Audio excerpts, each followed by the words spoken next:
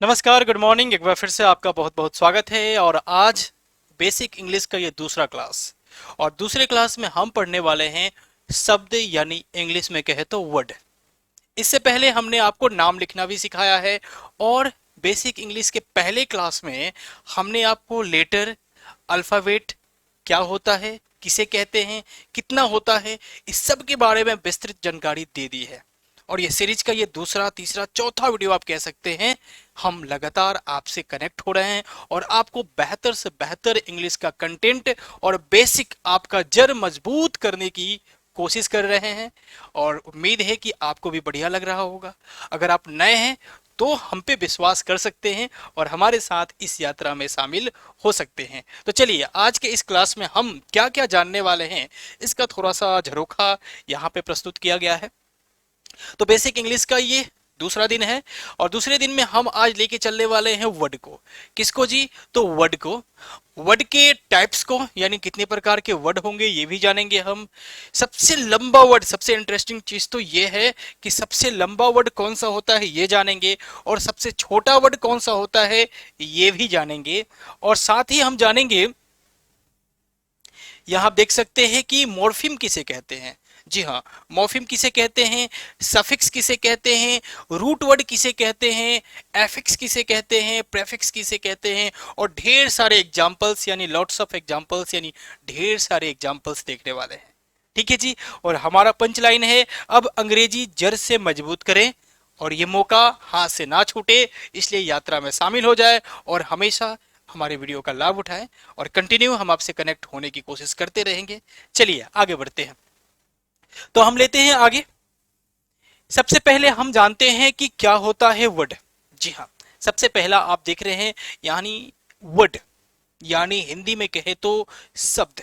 जी हाँ, हिंदी में कहे तो शब्द क्या होता है। शब्द भी कहा जाता है इसको, और इसको वादा भी कहा जाता है। जी हाँ, अब कहिएगा सर ये तो शब्द आज तक सुने थे, ये वादा कहां से आ गया। शब्द आपने सुना है, वादा हमने अपनी तरफ से जोड़ दिया, और ये वादा भी है आपसे, हमारा आपसे वर्ड भी है कि हम आपको आपकी अंग्रेजी मजबूत होने तक पढ़ाते रहेंगे। चलिए, तो शब्द, यानी शब्द से नाता तो हमारा जन्म जन्म का है। जब हमारी पहली बार धरती पे आगमन हुई होगी, यानी हम जब जन्म लिए होंगे, तो हमने कोई ना कोई शब्द बोला होगा, और उसे समझने वाली हमारी माँ समझ गई होगी। लोग कहते हैं कि यदि शब्द महकते हैं, ध्यान दीजिएगा, यदि शब्द महकते हैं तो लगाव पैदा करते हैं। यदि शब्द महकते हैं तो लगाव पैदा करते हैं। वही शब्द यदि बहक जाए तो घाव पैदा करते हैं। इसलिए कहने वालों ने यह भी कहा है कि शब्द में भी तापमान होता है। जी हाँ, शब्द में भी तापमान होता है। कुछ शब्द सुकून देते हैं तो वही कुछ शब्द जला देते हैं। चलिए गौर फरमाइएगा। तो वर्ड यानी शब्द, तो बात आएगी कि शब्द होता है तो शब्द क्या होता है। तो उससे पहले आपको चलना होगा, यहां आना होगा। पिछले क्लास में हमने आपको बताया था लेटर क्या होता है, यानी अक्षर क्या होता है, वर्ण क्या होता है। हमने ये भी बताया था कि लेटर जो है 26 होता है इंग्लिश में। हिंदी में तो 52 होता है, हिंदी की बात नहीं कर रहे हैं हम, बात कर रहे हैं इंग्लिश की, जिसमें होता है 26। उस 26 लेटर्स को कहा जाता है, उसके सेट को कहा जाता है क्या जी? तो अल्फाबेट। ये बात भी आप जान चुके हैं। कितने अल्फाबेट नहीं होते हैं, कितने लेटर्स होते हैं। अल्फाबेट तो एक ही होता है हर भाषा में। और उस, अगर हिंदी में कहें अल्फाबेट तो वर्णमाला से आप परिचित होंगे, क ख ग। तो इंग्लिश में कहें तो ए बी सी डी, जिसे कहते हैं अल्फाबेट। और कितना होता है जी? 26 होता है। आपको पिछले क्लास में यह भी बताया गया है कि लेटर्स क्या होता है जी? तो लेटर्स होता है सिंबल ऑफ साउंड्स, यानी हमारे मुंह से जो भी साउंड निकलेगा, क ख ग निकले, ए बी सी डी निकले, कुछ भी निकले, उसका संकेत होता है लेटर, अक्षर। जैसे हिंदी में कहे तो अक्षर या कहे वर्ण। उन अक्षरों के मिलने से, उनके योग से, उनके आपस के जुड़ाव से जो चीज बनता है उसे कहते हैं हम शब्द। क्या कहते हैं जी? उसे कहते हैं शब्द। इसलिए यहां लिखा गया है ए कॉम्बिनेशन ऑफ लेटर्स, यानी अक्षरों का योग, अक्षरों का कॉम्बिनेशन क्या कहलाता है? वर्ड कहलाता है। या कहें साउंड का कॉम्बिनेशन भी तो हो जाएगा, क्योंकि लेटर क्या होता है? सिंबल ऑफ साउंड होता है। तो साउंड का कॉम्बिनेशन कहे तो या लेटर का कॉम्बिनेशन कहे तो दोनों स्थिति में क्या बनेगा जी? शब्द बनेगा। यहां एक शब्द है मॉर्फिम। ये कोई नशीला पदार्थ नहीं है, ये इंग्लिश का एक टर्मिनोलॉजी है, एक शब्द है। अब इस शब्द को हम समझेंगे, कैसे समझेंगे? तो देखिए जरा सा, अगर आसान भाषा में कहें कि बी ओ वाई, बॉय मतलब लड़का होता है, ये आपको पता है। और इसको अगर हम कहें कि बी ओ वाई एस, यानी बॉयज, बॉयज में क्या क्या आया जी? तो बॉयज में आया हमारा बॉ और प्लस एस। तो अगर मैं कहूं कि बॉय एक शब्द हो गया, तो क्या एस भी एक शब्द हुआ? नहीं, शब्द नहीं हुआ। एस को कैसे शब्द मानेंगे?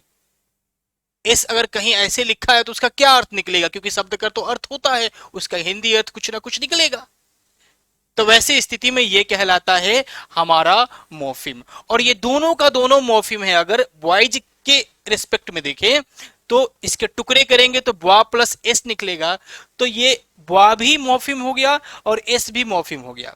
अब मॉर्फिम के अलग अलग भाग होते हैं, उसके अलग अलग प्रकार होते हैं। उसमें बॉ क्या होगा, एस क्या होगा, हम आगे जानेंगे। इतना तो आप जानते हैं, प्रीफिक्स सफिक्स का नाम सुने होंगे, प्रत्यय उपसर्ग का नाम सुने होंगे, या उपसर्ग कहे प्रत्यय का नाम सुने होंगे, सुने होंगे ना? हाँ, तो दिल थाम के बैठिए, एक एक करके हम जानेंगे। तो अभी तक आपने जाना कि एक कॉम्बिनेशन ऑफ लेटर्स या साउंड या मोफिम कहलाता है शब्द। तो उम्मीद है कि शब्द समझ गए होंगे। दूसरा कह रहा है कि शब्द का अर्थ सर वादा भी होता है। जी हाँ, एकदम सही सुना आपने, शब्द का अर्थ वादा भी होता है। जैसे अगर कहते हैं every one should keep his word, हर किसी को अपने वादे पर कायम रहना चाहिए। तो यहां जो वर्ड है जो कि सिंगुलर यूज होता है, क्या होगा? वादा होगा। तो कहते हैं ना कि मैं तुम्हें वर्ड दे रहा हूं। जी हाँ, मैं तुम्हें वर्ड दे रहा हूं कि मैं पीछे नहीं हटूंगा। अगर नौबत आएगी तो कोर्ट में भी गवाही दूंगा, पीछे नहीं हटूंगा। वर्ड दे रहा हूं मतलब वादा कर रहा हूं। ठीक है जी। तो अंग्रेजी का थोड़ा सा डीप नॉलेज है वो, आमतौर पे आप वर्ड का मतलब शब्द ही समझे। अब कुछ एग्जांपल्स यहां दे रखे हैं हमने। एग्जांपल्स में क्या क्या है जी? तो बॉय है, ठीक है भैया, चलिए इसको थोड़ा सा क्लीन करते हैं, उसके बाद आते हैं। एग्जांपल्स में क्या है जी? तो बॉय है, गर्ल है, कैट है, डॉग है, रीड है, नो है। और सब में आप देखेंगे तो आपको मिलेगा बी अक्षर, ओ अक्षर, वाई अक्षर के मिलने से बना बॉ। तो अक्षरों का क्या हुआ? योग हुआ। अक्षरों का क्या हुआ? मेल हुआ, तब जाके बना बॉ। उसी तरह से गर्ल में भी एक से ज्यादा अक्षर है। तो अक्षरों का जो योग है वही कहलाता है हमारा शब्द। ठीक है जी, क्लियर है यहां तक? अब कुछ लोग समझ रहे होंगे कि क्या सर हमेशा शब्द अक्षरों के योग से ही बनेगा? जी हां, ये तो बात सही है कि अक्षरों के योग से ही बनेगा। परंतु कभी कभार ऐसा भी हो सकता है कि कोई सिंगल अक्षर, जैसे कि अगर मैं कहता हूं कि आई एम ए टीचर, क्या कहा मैंने? I am a teacher. आप स्टूडेंट हैं तो आप लिखो आई एम अ स्टूडेंट। अब यहां आई क्या है सर? पूछने वाले के दिमाग में ये चल रहा होगा। तो मैं कहूंगा कि बाबू यहां आई भी जो है शब्द है, यानी वर्ड है। तो फिर वो कहेगा कि आपने कहा अक्षरों के योग से, ये तो अकेला अक्षर है। तो मैं आपको ये भी बता दूं कि अकेला अक्षर भी सब नहीं, कुछ कुछ है। अगर कहीं सेंटेंस में दिख जाए आपको तो आप समझ जाना कि वो अक्षर नहीं, अब शब्द हो गया है। वो अक्षर नहीं, अब शब्द हो गया है। क्योंकि अक्षरों के योग से शब्द बनता है और शब्दों के योग से वाक्य यानी सेंटेंस बनता है। इसलिए सेंटेंस में कभी अक्षर नहीं आता, जब आएगा तो वर्ड आएगा। अब आई कैसे वर्ड है यह आगे हम डिस्कस करने वाले हैं, दिल थाम के बैठिए। ठीक है जी। तो इतना आपने समझा कि अक्षरों का जो योग होगा वो कहलाएगा शब्द। ठीक है, अब आगे बढ़ते हैं। चलिए, अब दिया गया है काइंड्स ऑफ वर्ड्स, यानी शब्दों के प्रकार कितने होते हैं। शब्दों के प्रकार कहें या फिर कहें टाइप्स ऑफ वर्ड्स, मतलब शब्दों के प्रकार, शब्द भेद के लिए ये सारा अंग्रेजी डाला हुआ है। वर्ड्स क्लासेस कहें या फिर आपका जाना पहचाना शब्द या टर्म आ गया यहां पे पार्ट्स ऑफ स्पीच, शब्द भेद। हाँ, अगर अगर किसी बच्चे से कह दिया जाए कि टाइप्स ऑफ वर्ड कितने होते हैं, काइंड्स ऑफ वर्ड्स कितने होते हैं, तो बच्चा दुविधा में पड़ जाएगा, दिमाग दौड़ाने लगेगा कि कितना होता है भाई, कितना प्रकार का शब्द हो सकता है। परंतु नहीं, अगर उसी बच्चे से हम पूछ दें कि पार्ट्स ऑफ स्पीच कितना होता है, धड़ल्ले से जवाब देगा कि 8 होता है सर, एकदम सेकंड भी नहीं लगेगा।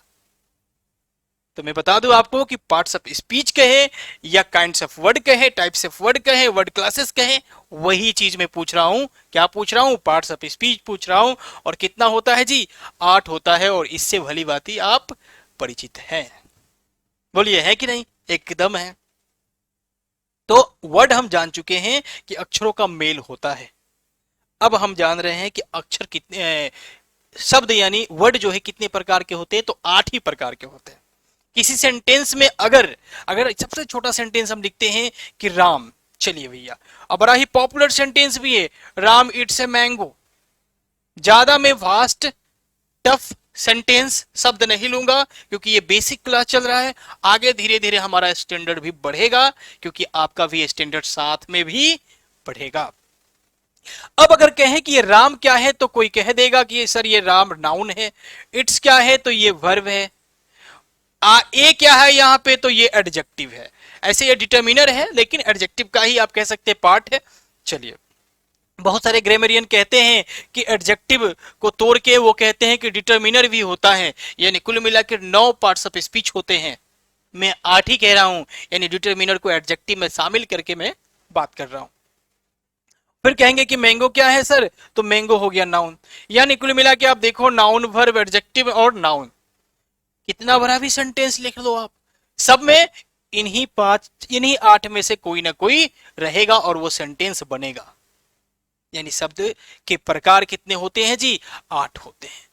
अब चूंकि विस्तृत चर्चा तो इस पे हम नहीं करेंगे, लेकिन अगर आप थोड़ा सा, जी हाँ, मात्र थोड़ा सा पेशेंस रखते हैं और थोड़ा सा दिमाग रखते हैं, तो आसानी से मैं समझाने की कोशिश करूंगा और आप ये 8 के 8 पार्ट्स ऑफ स्पीच समझ जाइएगा, शब्दों के भेद समझ जाइएगा। जैसे सबसे पहला क्या है जी? तो सबसे पहला है हमारा नाउन यानी संज्ञा। संज्ञा, और संज्ञा जैसे ही आपके दिमाग में आए आप समझ जाना कि किसकी बात हो रही है, तो नाम की बात हो रही है, यानी नेम की बात हो रही है। किसकी बात हो रही है? नेम यानी नाम की बात हो रही है। संज्ञा कहने का मतलब हुआ नाम, नाउन कहने का मतलब हुआ नाम यानी नेम। किसी व्यक्ति का, किसी वस्तु का, दिखे ना दिखे, उसे हम तौले ना तौले, गिने ना गिने, वस्तु है उसका नाम होगा। अगर नाम नहीं होगा तो हम कोई नाम रख देंगे, ना तो कहेंगे हाँ उसका क्या नाम था, या फिर ऐसे लग रहा था, उसके बनावट, उसके फिगर के बारे में बताएंगे। अगर नाम याद नहीं है तो मतलब वो वस्तु है, कोई ना कोई नाम है, आप नहीं तो कोई और जानता है। अगर कोई नहीं जानता तो उसका नामकरण हो जाएगा, क्योंकि वैसे ही तो इंसान ही ने तो सभी वस्तुओं का नामकरण किया है। तो नाम क्या होता है जी?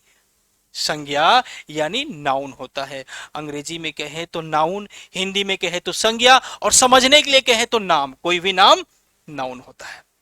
अब नाम अगर व्यक्ति का है तो कहेंगे राम, श्याम, दिलीप, मोहन, रमेश, जो भी कह लीजिए। अगर लड़की का है तो कह दे सीता, गीता, बबीता, सुमन, उर्मिला, जो भी कहना है कह दीजिए, है ना जी? हाँ, रेखा भी कह दीजिए। हाँ, क्योंकि हमारा नाता उनसे गहरा है, ये तो हो सकता है नाराज हो जाएगी। तो राम, सीता, अगर चेयर वस्तु का नाम ले ले, ना गिन पाने वाला राइस का नाम ले ले, शुगर का नाम ले ले, तो ये सभी के सभी चीजें जिनका नाम है वो क्या है जी? नाउन है। अब आप देखेंगे कि इनको मैंने 2 कलर एक ही कलर में रखा है, अलग अलग कलर नहीं किया। क्यों? क्योंकि ये दोनों लगभग एक है, ये दोनों लगभग एक है, फिर ये दोनों लगभग एक है। तो समझने की कोशिश कीजिएगा कि नाउन कोई नाम हो गया, और उस नाम के बदले में अगर आए, जैसे कहते हैं कि राम मेरा दोस्त है, राम अच्छा लड़का है, मैं उसे अच्छी तरह से जानता हूं। मैं राम को अच्छी तरह से जानता हूं। सुनिए, शुरुआत से समझिएगा। राम एक अच्छा लड़का है, राम मेरा दोस्त है, मैं राम को अच्छी तरह से जानता हूं। समझिए, अब मैं कह रहा हूं कि राम एक अच्छा लड़का है, वह मेरा दोस्त है, मैं उसे अच्छी तरह से जानता हूं। पहले वाले सेंटेंस में मैंने राम राम राम जपा, और दूसरे वाले में मैंने राम के बदले वह लगा दिया, उसे लगा दिया। तो हिंदी में वह उसे सर्वनाम, और इंग्लिश में उसके लिए ही और हिम आ जाएगा, वो हो जाएगा प्रनाउन। समझ में आया? मतलब नाउन के बदले में जो आता है, जैसे ही हो गया, लड़की होगा तो सी हो गया, अगर प्रोनाउन बन के आए तो हर हो जाए लड़की के लिए, और लड़का के लिए हिम हो जाए। जब तक राम आंखों से दूर है, मैंने कहा कि वह एक अच्छा लड़का है। जैसे ही राम सामने आ जाएगा, सुनने लगेगा हमारी बातों को, तो मैं क्या कहूंगा कि तुम अच्छे लड़के हो। तुम कहूंगा यानी यू कहूंगा। अब किसके लिए कह रहा हूं? राम ही के लिए कह रहा हूं। अब राम जब सामने आ जाता है, जब सुनने लगता है, जब लिसनर बन जाता है, तो सुनने वाला हो जाता है सेकंड पर्सन, तो उसके लिए आता है यू। और यू भी क्या है? राम ही के लिए आ रहा है, तो वो भी क्या है? प्रनाउन ही है, सर्वनाम ही है। जब सामने हो गया, राम को अब बर्दाश्त नहीं हुआ, उसने कहा कि हाँ मैं अच्छा लड़का हूं। मैं यानी I am a good boy. तब ये मैं भी किसके लिए है? राम के लिए ही है। यू भी किसके लिए था? राम के लिए ही था। ही भी किसके लिए था? राम के लिए ही था। अकॉर्डिंग टू सिचुएशन, स्थिति परिस्थिति के हिसाब से हमने अलग अलग प्रोनाउन यूज किया, हिंदी में अलग अलग सर्वनाम यूज किया, कभी वह किया, कभी तुम किया, कभी मैं किया। तो ये सब का सब क्या है? संज्ञा के बदले आ रहा है, यानी नाउन के बदले आ रहा है। ये सब का सब क्या है? तो प्रोनाउन है। समझ रहे हैं ना? यू आई, ये सब का सब प्रोनाउन है। अब इन दोनों को देखेंगे तो एक कलर में है, और इसमें क्या लिखा हुआ है? एडजेक्टिव लिखा हुआ है, एडवर्ब लिखा हुआ है, यानी विशेषण, क्रिया विशेषण। दोनों में देखेंगे तो विशेषण है। विशेषण यानी विशेषता बताने वाला शब्द। और अंग्रेजी में कहें कि शुरुआत दोनों का एडी से हो रहा है।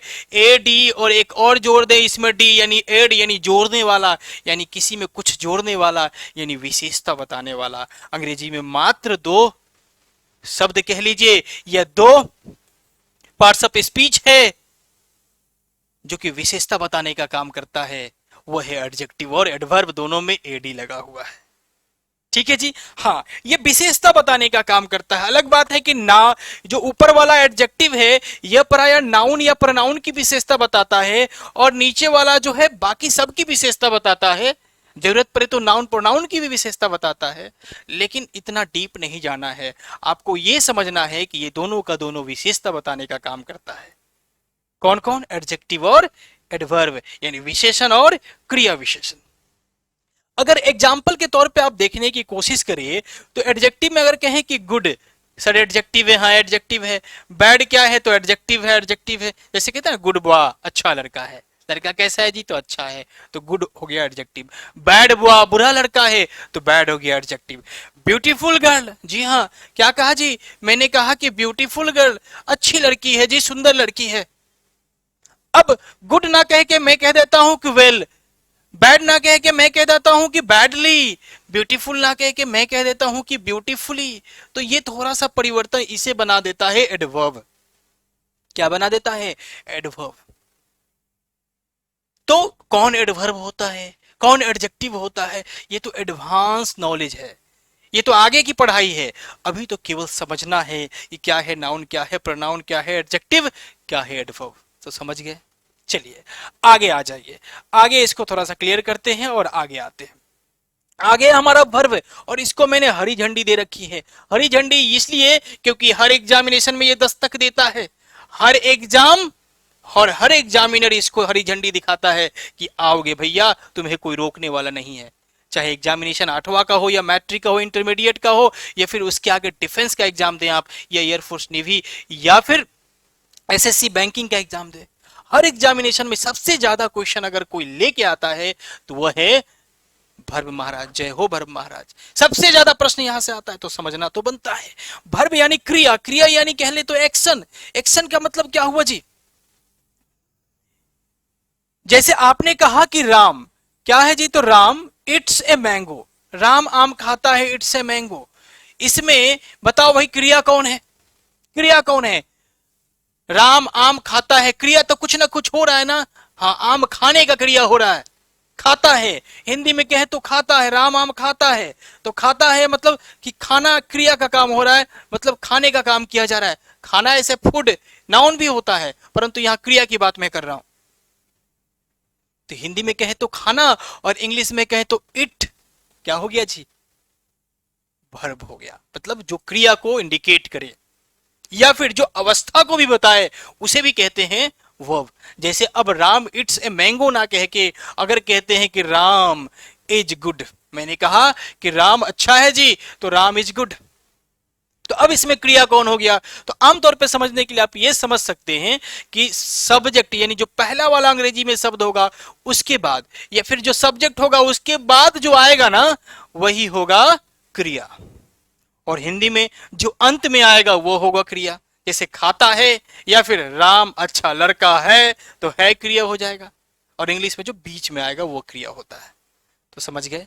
तो क्रिया जो है क्रिया को बताएगा या फिर अवस्था को बताएगा।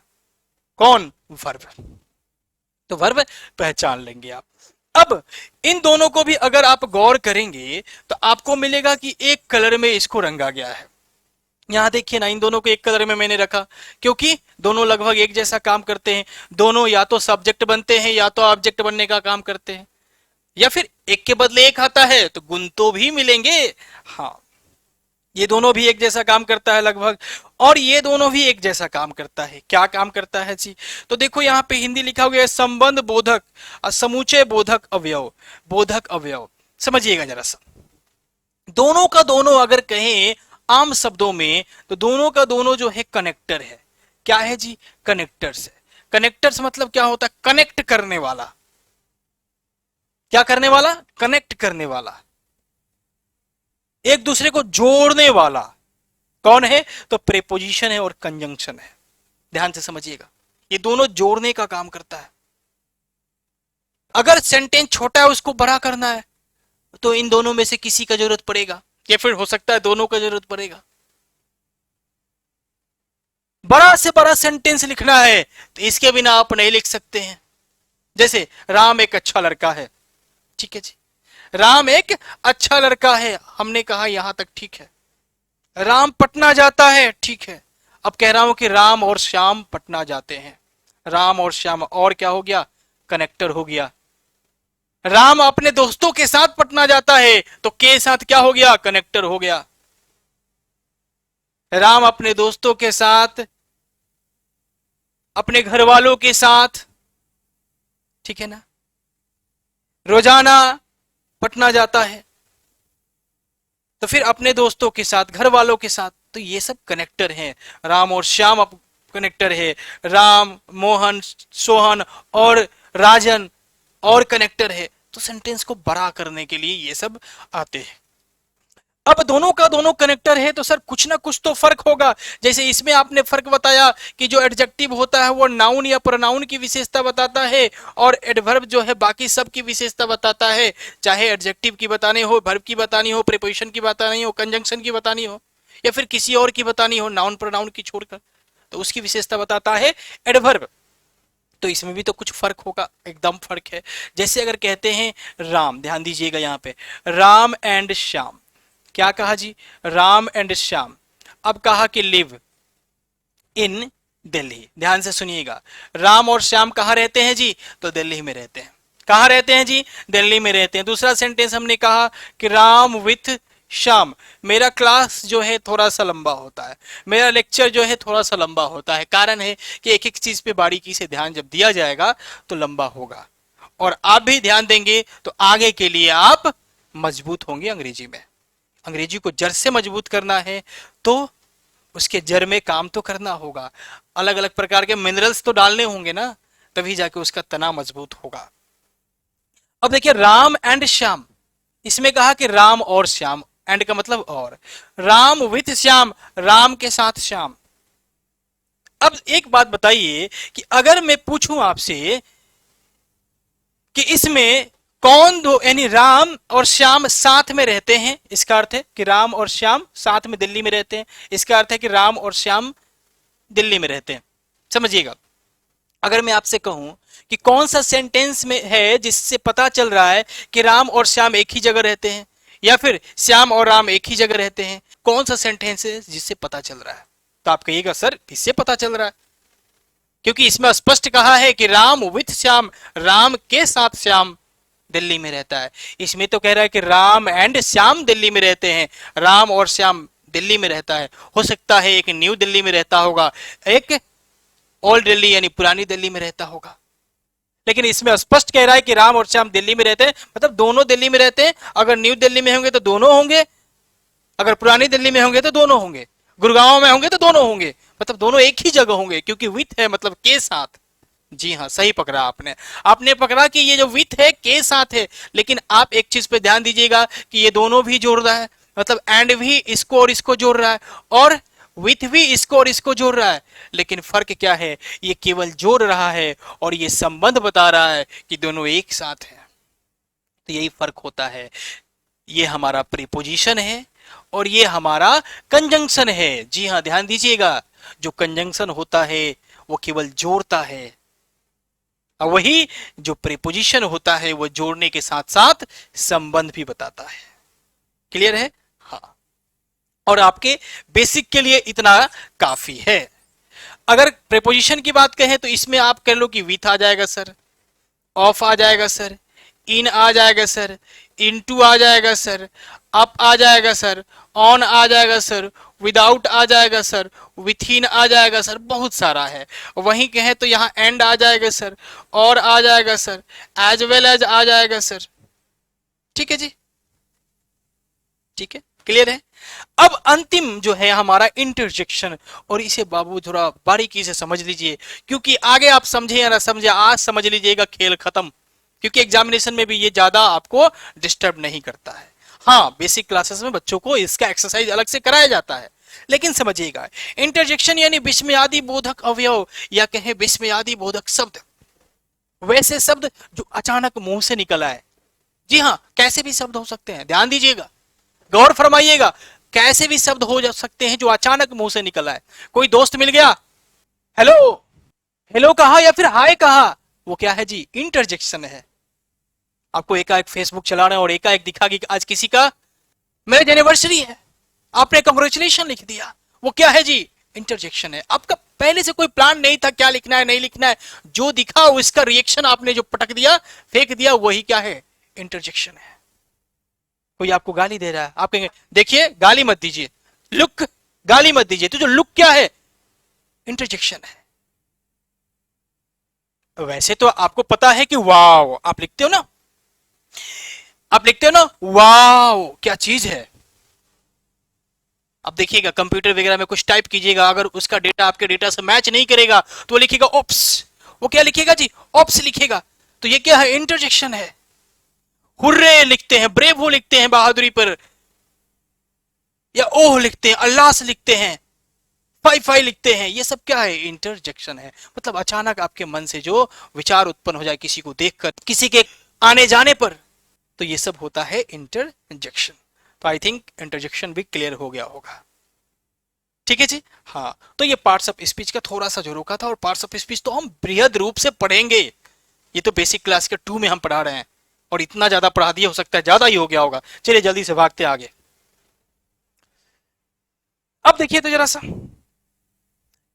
कह रहा है कि स्मॉलेस्ट या शॉर्टेस्ट वर्ड आपको बताना है इंग्लिश में, और दूसरा कह रहा है कि लॉन्गेस्ट वर्ड बताना है आपको इंग्लिश में। बड़ा ही बेहतरीन, बड़ा ही बेहतरीन क्वेश्चन है यहाँ पे। अगर मैं कहूं कि सबसे छोटा, तो मैं लिख देता हूं सर 8, मैं लिख देता हूं इन। क्या इससे भी छोटा हो सकता है क्या कोई? एकदम हो सकता है। आप पढ़ चुके हैं कि अगर कहते हैं आई एम ए स्टूडेंट, मैं कहता हूं कि मैं एक छात्र हूं, टीचर तो हमेशा छात्र ही रहता है ना जी, स्टूडेंट। चलो अब बताओ जरा सा, आई क्या है यहाँ पे, शब्द है या अक्षर है, शब्द है या अक्षर है, यानी वर्ड है या फिर लेटर है, आप बताओ जरा सा। तो आप कहोगे सर लेटर है, मैं कहूंगा कि ये शब्द है बाबू, ये लेटर नहीं है, ये लेटर नहीं है, हो भी नहीं सकता, क्योंकि ये सेंटेंस में है और सेंटेंस शब्दों के मिलने से बनता है, अक्षरों के मिलने से नहीं बनता। भले ही वो अक्षर की तरह दिख रहा है, लेकिन सेंटेंस में आ गया तो वो बन गया शब्द। क्या बन गया? शब्द। उसी तरह से ए लेटर की तरह दिख रहा है, अक्षर की तरह दिख रहा है, लेकिन वो सेंटेंस में आ गया, क्या बन गया? वर्ड। और दूसरा बात ये भी कह दें कि अक्षर जब तक रहेगा इसका कोई अर्थ नहीं निकलेगा, ये केवल सिंबल ऑफ साउंड होगा, साउंड का एक प्रतीक होगा, इसका कोई अर्थ नहीं होगा। आई का क्या अर्थ होता है? कुछ नहीं। लेकिन जैसे ही आई का अर्थ मैं निकलेगा वो बन जाएगा शब्द। इस बात पे भी ध्यान रहना चाहिए। जैसे ही ए का मतलब एक हो जाएगा वो बन जाएगा शब्द, और जब तक वो लेटर रहेगा उसका कोई शब्द, कोई अर्थ नहीं निकलेगा। समझ रहे हैं? हाँ। तो सबसे छोटा तो इसे ही कहेंगे कि आई है, ए है। अगर हम लिखते हैं टी शर्ट, ध्यान दिए होंगे, टी शर्ट, तो ये क्या हो गया? टी। अब तो इसका अर्थ निकल रहा है ना कि टी आकार वाला, टी शेप वाला शर्ट, तो यहां ये शब्द का काम करेगा। ठीक है। हाँ, अब हम आगे जानेंगे कि शब्द के भी टुकड़े होते हैं। जी हाँ, शब्द के भी टुकड़े होते हैं। वो टुकड़े क्या हैं हम आगे जानने वाले हैं। लेकिन अब जान गए कि सबसे छोटा वाला शब्द ये, सबसे छोटा वाला जिसका कुछ अर्थ होता है, इससे भी छोटा होता है, जिसे अगर ग्रामर की भाषा में कहें तो सबसे छोटा यूनिट अगर लैंग्वेज का कहें तो वो शब्द नहीं होता है। ध्यान दीजिएगा, वो शब्द, हमने यहां कहा कि सबसे छोटा शब्द तो आई निकला, लेकिन अगर कहें कि भाषा का सबसे छोटा इकाई क्या होगा तो वो कभी भी शब्द नहीं होगा या फिर कभी भी अक्षर नहीं होगा। हाँ, कंडीशन अप्लाइड है। अगर कहें कि भाषा का सबसे छोटा इकाई जिसका कोई अर्थ नहीं होता है तो वो हो जाएगा अक्षर। अगर वही कहे कि भाषा का सबसे छोटा इकाई जिसका कुछ अर्थ होता हो तो वो अक्षर नहीं होगा, वो होगा मोफिम, जो हम आगे थोड़ा सा बता चुके हैं। वो मोफिम होता है, हम आगे चर्चा करने वाले हैं। चलिए, तो ये हो गया। अब आगे बढ़ जाइए। अब यहां जो है the longest word in English क्या होता है जी? सबसे लंबा वर्ड जो है अंग्रेजी का, उसमें टोटल होते हैं 45 लेटर्स। ध्यान दीजिएगा, कितने जी? 45। कितने जी? 45। और वो आपके सामने अभी लिखने वाला हूं, गौर से, गौर से देखिएगा।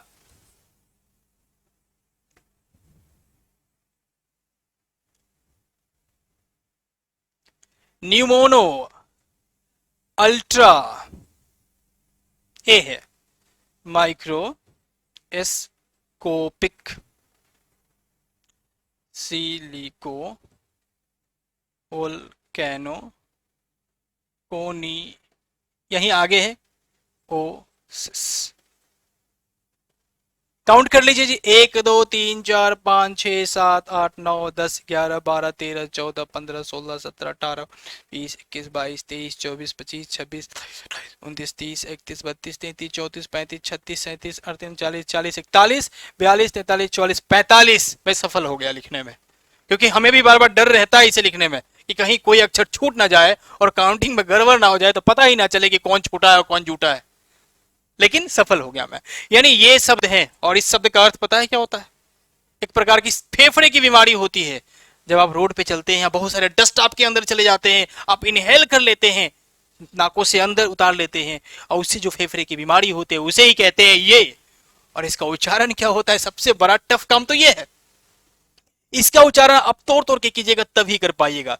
इसको कर दीजिए साइलेंट, ये साइलेंट रहेगा, और यहां से यहां तक ऊपर ये न्यूमोनो, जी यहां तक न्यूमोनो, फिर इसको पढ़िए अल्ट्रा, फिर इसको पढ़िए माइक्रो, फिर इसको पढ़िए एस्कोपिक, फिर इसको पढ़िए सीलिको, फिर इसको पढ़िए वोल्केनो, फिर इसको पढ़ दीजिए पूरा को एक साथ कोनियोसिस। यानी न्यूमोनो अल्ट्रा माइक्रोस्कोपिक सिल्को वोल्केनो कोनियोसिस। तेजी में, न्यूमोनो अल्ट्रा माइक्रोस्कोपिक सिल्को वोल्केनो कोनियोसिस।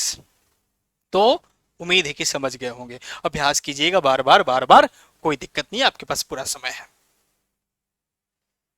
चलिए आगे बढ़ जाते हैं। अब आ जाइए जरा सा, हम जानने वाले हैं मॉर्फिम, हम जानने वाले हैं एफिक्स क्या होता है, रूट वर्ड क्या होता है, सफिक्स क्या होता है, प्रीफिक्स क्या होता है, और बहुत सारे एग्जाम्पल्स। ठीक है जी। चलिए तो आ जाइए यहाँ पे, और थोड़ा सा इसका कलर बदल लेते हैं, और सबसे पहले लेते हैं मॉर्फिम को। इसका अर्थ अगर देखें तो इसका अर्थ हम कह सकते हैं कि इसका अर्थ होता है शब्द, भाग। क्या अर्थ होता है जी? शब्द भाग, यानी शब्दों का भाग। इसके अगर डिफिनेशन में जाएंगे, इसके परिभाषा में जाएंगे, तो परिभाषा कहता है कि लैंग्वेज का सबसे छोटा इकाई, जी हाँ, लैंग्वेज का सबसे छोटा इकाई जिसका कुछ अर्थ होता है, या फिर लैंग्वेज का सबसे छोटा इकाई जिसको अब आगे नहीं तोड़ा जा सकता। जी हाँ, सही सुना आपने। जैसे अगर एक शब्द लिखूं मैं नो, क्या लिखा भी? नो लिखा। नो का मतलब आपको पता है, जानना। ठीक है जी। अब इसके बाद मैं लिखता हूं नो को, अब लिख देता हूं नन। उसके बाद मैं लिखता हूं अन नन। और इन तीनों वर्ड से आप परिचित होंगे। नो का मतलब होता है जानना, नन का मतलब होता है जाना पहचाना परिचित, अननन का मतलब होता है अनजान अपरिचित। जैसे हिंदी में कहें तो परिचित, और एक शब्द बनाया अपरिचित। अ जो हो गया वो पहले आया, और पहले वाले को हम कहते हैं प्रत्यय। अंग्रेजी में भी कुछ ऐसा ही हाल है, समझिएगा जरा सा। ये शब्द, ये जो है प्योर शब्द है, इसका प्रिंसिपल मीनिंग है, यानी इसका कोई मुख्य मीनिंग है जिसका अर्थ होता है जानना। ठीक है जी। अब इसी मुख्य मीनिंग में हमने थोड़ा सा एन अगर जोड़ दिया तो इसका मतलब हो गया जान पहचान का, यानी परिचित। तो जो मुख्य अर्थ रखता है वो कहलाएगा हमारा रूट वर्ड। ये तो अभी आपका एक शब्द है, क्योंकि इसमें कुछ और जुड़ा या फिर हटा नहीं है, ये अकेले है तो ये वर्ड है। लेकिन जैसे ही ये सब खेल शुरू हो जाए, आगे पीछे जुड़ना शुरू हो जाए, तब खेल आता है मॉर्फिम का, शब्द भाग का। तो अब इसको अगर तोड़ेंगे तो आपको क्या मिलेगा? नन मिलेगा, यानी नो प्लस एन। तो अब यहां, अब ये एक अलग शब्द और ये एक अलग शब्द नहीं रह गए। अब ये शब्द नहीं रह गए, ये बन गए मॉर्फिम। मतलब ये दोनों का दोनों बन गया अब मॉर्फिम। जी हां, यानी शब्द भाग। अब उस शब्द भाग में जो मुख्य शब्द है, जिसमें जिसका प्रिंसिपल अर्थ है, जो प्रिंसिपल अर्थ रखता है, वो कहलाएगा हमारा रूट वर्ड। क्या कहलाएगा जी? रूट वर्ड, या कहें बेस वर्ड, जिसपे आधार है, बेस वर्ड, या कहें रूट वर्ड। और जो जुड़ेगा चाहे आगे या पीछे, जो जुड़ने का काम करेगा, उसको हम कहेंगे एफिक्स। क्या कहेंगे जी? एफिक्स। यानी एफिक्स वो है जो किसी मुख्य वर्ड के आगे या पीछे जुड़ के उसके अर्थ को बदलता है, या फिर उसके ग्रामेटिकल फंक्शन को बदलता है। जी हाँ, मीनिंग भी बदल सकता है, ग्रामेटिकल फंक्शन भी बदल सकता है। जैसे नन को अनन किया तो मीनिंग बदल गया, परिचित से अपरिचित हो गया। वही अगर नो केवल लिखे हैं और उस नो को हम एस लगा दिए, नोज कर दिए, तो इसका ग्रामेटिकल अर्थ बदल गया, मतलब ग्रामेटिकल फंक्शन बदल गया। पहले वो प्लुरल था, अब ये सिंगुलर हो गया। तो दोनों तरह का काम मोफिम करता है। तो अब देखिए जरा सा, यानी जो ये मुख्य है उसको हम कहेंगे रूट वर्ड, और जो जुड़ा उसको कहेंगे एफिक्स। तो आपका मोफिम समझ गए आप, एफिक्स समझ गए, रूट वर्ड भी समझ गए जो बेस होगा। जैसे अगर कहते हैं गर्ल, और गर्ल को हम लिख देते हैं एस लगा के, तो इसमें ये जो गर्ल है वो क्या है? रूट वर्ड है, और एस क्या हो गया? एफिक्स हो गया। समझ रहे हैं ना? जैसे हम कहते हैं यूजुअल, और इसमें कहते हैं अनयूजुअल। अब यूजुअल हमारा मुख्य शब्द, अन क्या हो गया? एफिक्स। अब बात आता है कि चलो भैया, हमने तो ये पता कर लिया कि मोर्फिम के दो पार्ट, एक हमारा रूट वर्ड और दूसरा हमारा एफिक्स, ये हमको मिल गया। क्या एफिक्स के भी दो पार्ट होते हैं? रूट वर्ड के तो दो पार्ट नहीं होता, रूट वर्ड अकेले। एफिक्स के भी दो पार्ट होते हैं? तो हाँ होते हैं, और जिसे आप जानते हैं, आप जानते हैं ना, प्रत्यय क्या होता है, उपसर्ग क्या होता है। प्रत्यय और उपसर्ग आपको पता है। जो पहले जुड़ता है वो उपसर्ग होता है, जो बाद में जुड़ता है वो प्रत्यय होता है। ये बात आपको पहले से पता है। तो हम कह सकते हैं कि चलो भैया, मॉर्फिम का तो पता चल गया कि मॉर्फिम के दो पार्ट। कौन कौन पार्ट मॉर्फिम के? तो मॉर्फिम का पार्ट एक एफिक्स और दूसरा रूट वर्ड है ना जी। एफिक्स के दो पार्ट कौन कौन? तो एफिक्स के दो पार्ट, एक यहां से इसको क्लीन कर लो आप। एफिक्स के दो पार्ट कौन कौन? तो यहां कर लो एफिक्स, और एफिक्स के दो पार्ट कौन कौन जी? तो प्रेफिक्स और सफिक्स। प्रेफिक्स कहने का मतलब उपसर्ग, और यहां प्रत्यय, ये बात आपको पता है। प्रेफिक्स यानी पहले जुड़ने वाला, उपसर्ग से याद रखिए जो। अब इसमें प से मत लगाइए, इसमें तो पी मतलब पहले जुड़ने वाला, यहां उसका उल्टा कर दीजिएगा, ठीक है। हाँ, तो पहले जुड़ने वाला, जैसे हम कहें अननोन,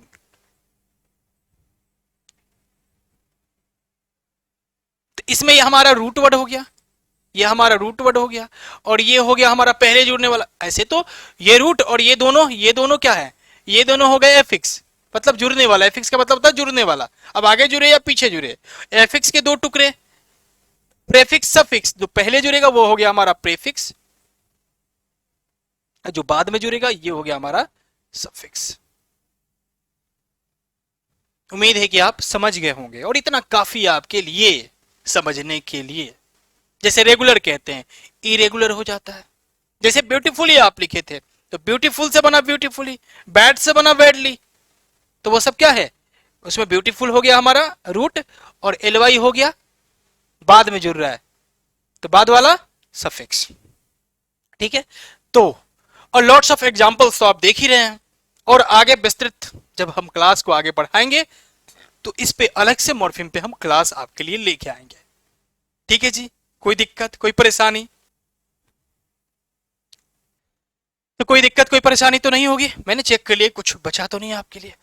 तो कैसा लगा वीडियो, आप कमेंट करके बताएंगे। वीडियो अच्छा ही लगा होगा, और कुछ ना कुछ लिख के भी जाएंगे, क्योंकि जब अच्छा लगता है तो कुछ लिख के जाएंगे तो हमें भी अच्छा लगेगा। चलिए, इतना देर धैर्य रखने के लिए आपका बहुत बहुत धन्यवाद। फिर मिलते हैं अगले बैच, अगले क्लास में एक नए वीडियो के साथ।